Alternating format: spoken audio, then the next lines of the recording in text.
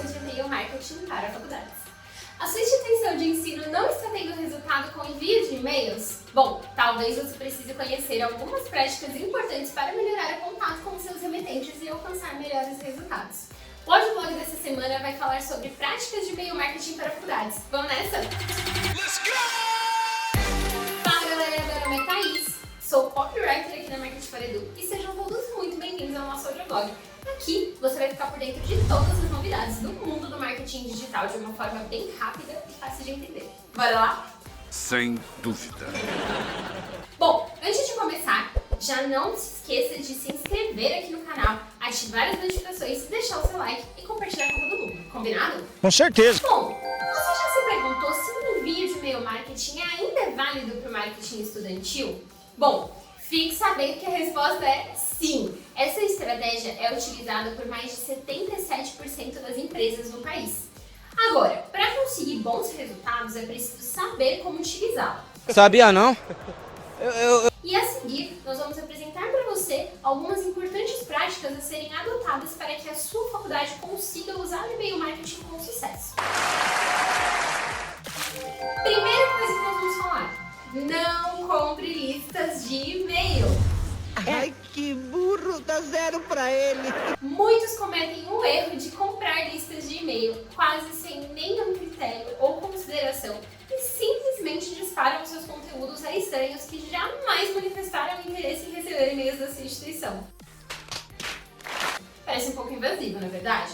Pois é, e-mails eles são super poderosos, desde que ambas as partes elas estejam interessadas. Por isso, uma das boas práticas do e-mail marketing para faculdades é desenvolver estratégias como landing pages para que a sua instituição monte uma lista própria de e-mails, somente com quem de fato quer participar dessa conversa.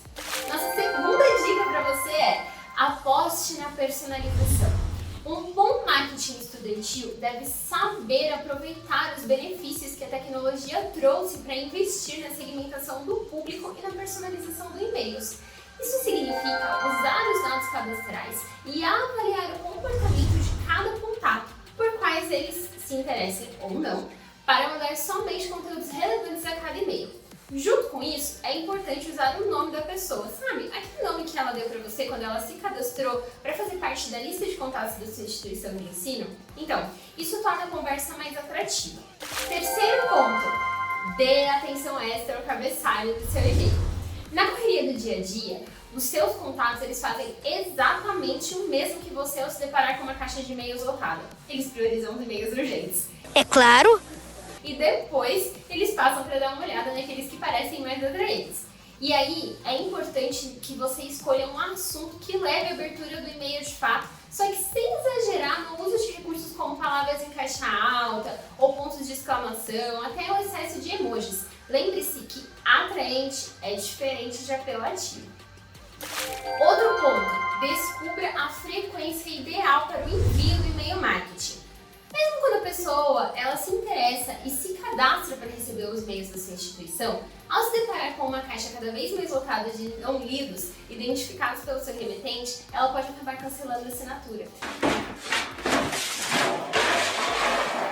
Por isso, é tão importante usar ferramentas para avaliar a taxa de abertura de e-mails, além, claro, dos testes A e B, para identificar os horários e a frequência mais interessante para o disparo das suas mensagens. Assim, você consegue fazer com que o contato entre a sua instituição e o seu público se mantenha agradável e relevante. E por último, mas não menos importante, planeje bem o conteúdo e a sua apresentação. Não adianta nada seguir todas as outras dicas que nós apresentamos até aqui se ao abrir o e-mail, os seus contatos eles não encontram um conteúdo relevante, bem estruturado e bem apresentado. Vale saber, por exemplo, que o bom português é vital e isso vale tanto para a ortografia quanto para a fluidez do texto. Equilibrar textos e imagens também é bastante importante, bem como se atentar para o layout e para a escolha inteligente e o bom funcionamento dos links escolhidos para cada e-mail.